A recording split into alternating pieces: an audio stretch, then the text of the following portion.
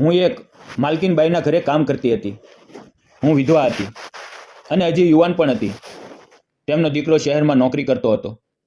તેની મા બીમાર હતી, એટલે તે 15 દિવસની રજા લઈને ઘરે આવ્યો હતો. હું તેની માતાની ઘણી સેવા કરતી હતી. આ કારણે તે બહુ ખુશ રહેતો હતો. એક દિવસ હું તેને તેના ઓરડામાં ચા આપવા ગઈ. તે લેપટોપ પર કંઈક કામ કરી રહ્યો હતો. તે બહુ સુંદર લાગતો હતો. હું તેને ચોરી ચોરી જોઈ રહી હતી. તેણે મને પોતાની પાસે આવીને બેસવાનું કહ્યું. તે સમયે ઘરમાં અમે બંને જ હતા. તેણે મારો હાથ પોતાના હાથમાં લીધો અને મિત્રો, આજની અમારી કહાની માત્ર શિક્ષણ અને મનોરંજન માટે છે. આ કહાનીના પાત્રો અને ઘટનાઓ કાલ્પનિક છે. તેથી તેનો કોઈ પણ વ્યક્તિ, જગ્યા કે સંસ્થા સાથે કોઈ સંબંધ નથી. તો ચાલો હવે શરૂ કરીએ આ રસપ્રદ સફર. નમસ્કાર મિત્રો, મારું નામ ઈશ્વરી છે. હું વિધવા છું. મારા ઘરની આર્થિક સ્થિતિ નબળી હતી.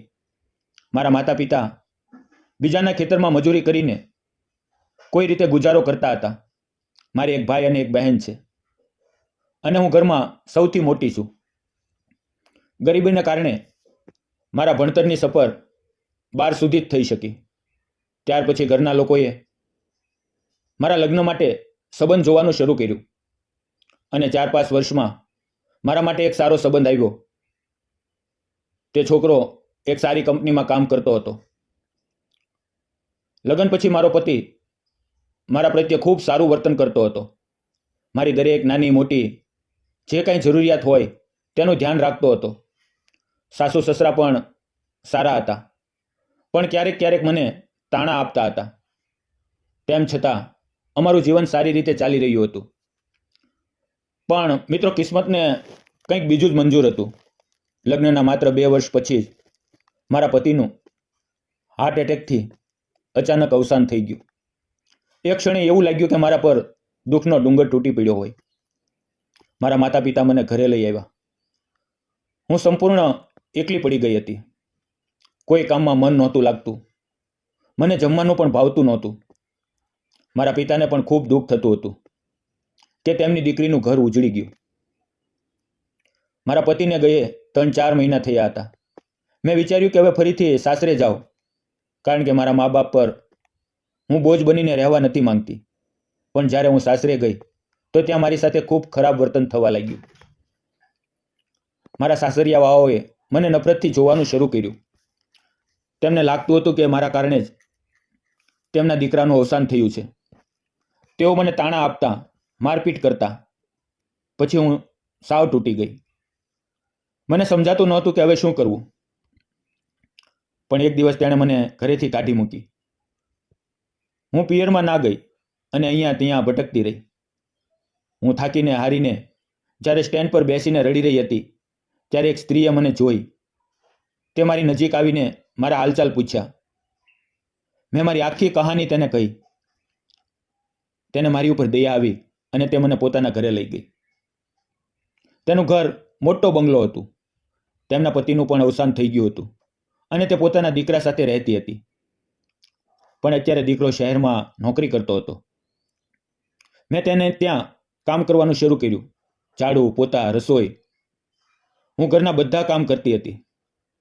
માલકીન પણ મને બહુ માન આપતી હતી અને સમયસર પૈસા પણ આપતી હતી.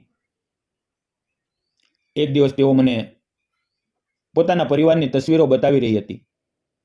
ત્યારે તેણે મને પોતાના દીકરાની તસવીર બતાવી અને કહ્યું, આ મારો દીકરો સિદ્ધાર્થ છે.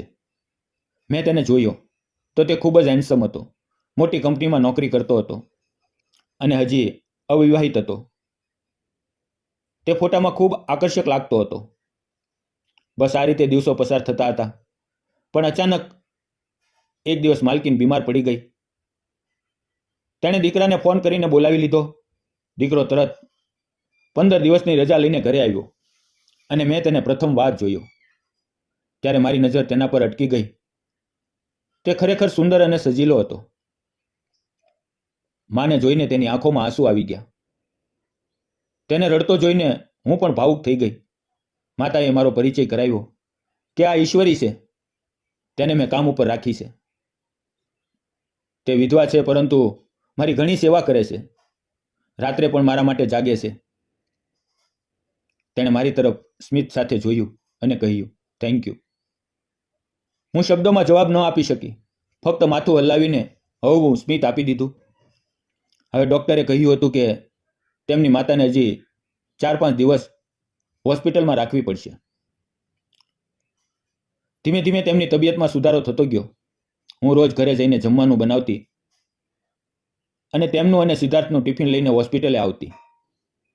સિદ્ધાર્થ પોતાની માતાને ખવડાવતો, તેમની સેવા કરતો. તેને પોતાની માતા પ્રત્યે એટલો પ્રેમ જોઈને મારું મન ખુશ થઈ જતું. જ્યારે હું તેને જમવાનું પરોસતી ત્યારે તે કહેતો કે મારા હાથમાં જમવાનું ખૂબ સ્વાદિષ્ટ બને છે.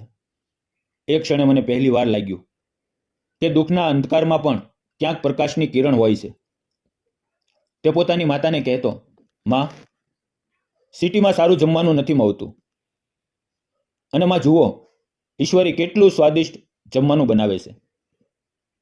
તેની માતા હસતા હસતા જવાબ આપતી, હા, તે ખરેખર સારી રસોઈ બનાવે છે. રાતભર અમે બંને તેની માતાની સેવા કરતા. સિદ્ધાર્થ હંમેશા મને પોતાના સારી અને મમતા ભરેલા નજરોથી જોતો હતો. જ્યારે તે મને માતાની સેવા કરતા જોતો ત્યારે તેની આંખો ભીની થઈ જતી. કેટલાક દિવસો બાદ તેમને હોસ્પિટલમાંથી રજા મળી ગઈ. 1 અઠવાડિયું વીતી ગયું હતું. હવે સિદ્ધાર્થ માત્ર 1 અઠવાડિયું જ રહેવાનો હતો. તે માને ઘરે લાવ્યો. માની તબિયત સારી હતી, પરંતુ હજી થોડી નબળાઈ હતી, એટલે સંપૂર્ણ કાળજી લેવી જરૂરી હતી. ઘરે આવ્યા પછી હું તેની વધુ સેવા કરવા લાગી. વહેલી સવારમાં જાગીને 3 લોકોનું જમવાનું બનાવવું, ઝાડુ પોચા કરવા, બગીચાના છોડને પાણી આપવું, કપડાં ધોવા, આ બધું હું કરતી હતી. અને સિદ્ધાર્થ મને આ બધું કરતા જોઈ રહેતો હતો. એક દિવસ અમે બંને હોલમાં ટીવી પર ફિલ્મ જોઈ રહ્યા હતા અને હું ભીંડી કાપી રહી હતી. મારું ફિલ્મમાં ધ્યાન હતું ત્યારે અચાનક છરી મારી આંગળી પર લાગી ગઈ અને મારી આંગળી કપાઈ ગઈ. હું પીડાથી સીજ પાડી બેસી. સિદ્ધાર્થ તરત દોડીને આવ્યો. તેણે જોયું કે મારી આંગળીમાંથી લોહી વહે છે. તે તરત જ અંદર ગયો અને ફર્સ્ટ એડ બોક્સ લઈને આવ્યો. તેણે મારી આંગળી પર ડેટોલ નાખ્યું, સાફ કર્યું અને પટ્ટી બાંધી. હું આ બધું જોઈ રહી હતી. તેણે ખૂબ નરમાઈથી મારો હાથ સંભાળ્યો. પટ્ટી બાંધ્યા પછી પણ તેણે મારો હાથ છોડ્યો નહીં. હું તેની આંખોમાં જોઈ રહી હતી અને તે મારી આંખોમાં ઝાંખી રહ્યો હતો. અમારી નજરો મળી ગઈ. તેણે ધીમેથી પૂછ્યું, બહુ દુખે છે? મારી આંખોમાં આંસુ આવી ગયા. સિદ્ધાર્થે મારા આંસુ પોતાની આંગળીઓથી પોછા કર્યા અને કહ્યું, રડશો નહીં. પછી તેણે મારી મદદ કરતા રસોઈ પણ કરી. હવે અમારી બંને વચ્ચે એક મજબૂત જોડાણ બની ગયું હતું. આગળના દિવસોમાં અમારી વાતચીત વધી ગઈ. સિદ્ધાર્થે મને મારા અતીત વિશે પૂછ્યું અને મેં તેને મારી આખી કહાની જણાવી દીધી. મારા લગ્ન થયા, પરંતુ પતિનું અવસાન થઈ ગયું. સાસરિયામાંથી મને કાઢી મૂકી અને મારા મા બાપ ગરીબ છે, તેથી અહીંયા હું આવી છું. મારી વાત સાંભળીને સિદ્ધાર્થ બહુ ભાવુક થઈ ગયો. તેણે કહ્યું, તો તું ફરી લગ્ન કેમ નથી કરતી? તું હજી યુવાન છે, ખૂબ સુંદર છે, કોઈ પણ તારી સાથે લગ્ન કરવા તૈયાર થઈ જશે. મેં કહ્યું, હું વિધવા છું. કોણ કરશે મારી સાથે લગ્ન? લોકો તો ફક્ત પોતાનો ફાયદો જ જોવે છે. તેણે મારો હાથ પોતાના હાથમાં લીધો અને કહ્યું, ઈશ્વરી, હું તારી સાથે લગ્ન કરવા માંગુ છું. તારા જેવી પત્ની મને ક્યાંય નહીં મળે. તું વિધવા છે કે ગરીબ, એની મને કંઈ ફરક નથી પડતો. મને તું પસંદ છે. મારું દિલ તારી તરફ ખેંચાઈ ગયું છે. હું આ સાંભળી આશ્ચર્યચકિત થઈ ગઈ. મેં કહ્યું, હું વિધવા છું. શું તમારી માં મને સ્વીકારી લેશે? તે બોલ્યો, હા, હું આજે જ મા સાથે વાત કરીશ. થોડા દિવસોમાં સિદ્ધાર્થે તેની માતાને આ વિષય પર વાત કરી. હું કિચનમાં હતી પણ બધું સાંભળી રહી હતી. તેણે કહ્યું, માં, મને ઈશ્વરી પસંદ છે. તે તમારી ઘણી સેવા કરે છે. તે વિધવા છે તો શું થયું? જો હું કોઈ બીજી છોકરી સાથે લગ્ન કરું અને તે તમારી કાળજી ન રાખે તો શું થશે? હું ઈશ્વરી સાથે લગ્ન કરવા માંગુ છું. પણ માં, તમારો મત મહત્વનો છે. તેની માતાની આંખોમાં આંસુ આવી ગયા. તેણે મને બોલાવી. મારી આંખોમાં પણ આંસુ હતા. તેમણે મને અને સિદ્ધાર્થને ગળે લગાડી લીધા. તેમના આ ગળે લગાડવામાં જ તેમની હાથ છુપાયેલી હતી. થોડા સમયમાં અમારા લગ્ન થયા. મારા માતા પિતા પણ લગ્નમાં આવ્યા. બધા ખુશ હતા. આજે હું સિદ્ધાર્થ અને મારી સાસુ સાથે ખૂબ ખુશીથી જીવન જીવી રહી છું. સિદ્ધાર્થ મને ઘણો પ્રેમ કરે છે અને હું પણ તેને અને તેની માતાને દિલથી પ્રેમ કરું છું. મિત્રો, સિદ્ધાર્થે મારી સાથે લગ્ન કર્યા. હવે તમે કહો, શું તેણે ખોટું કર્યું કે સાસુ? અસલ સચ્ચાઈ એ છે કે પ્રેમ ક્યારેય વ્યક્તિના જન્મ, પરિસ્થિતિ કે અતીતને જોઈને થતો નથી. પ્રેમ હંમેશા દિલની ભાવના અને ઈમાનદારીને જોઈને થાય છે. વિધવા સ્ત્રીનું જીવન પૂરું થતું નથી. તેને ફરીથી શરૂ કરવાનો મોકો મળવો જોઈએ. સિદ્ધાર્થ અને ઈશ્વરીની પ્રેમ કથાએ સાબિત કરી દીધું કે પ્રેમમાં ભેદભાવ ન હોવો જોઈએ. ફક્ત સમર્પણ, સન્માન અને અપનાવ હોવું જોઈએ. જો મારી આ પ્રેમ કથા તમને ગમી હોય તો વિડીયોને લાઇક, શેર અને સબસ્ક્રાઇબ કરવાનું ભૂલશો નહીં. ફરી મળશું મિત્રો આવતીકાલે. ત્યાં સુધી આવજો. વિડીયો પૂરો જોવા બદલ આપ સૌ મિત્રોનો દિલથી ધન્યવાદ. ધન્યવાદ મિત્રો.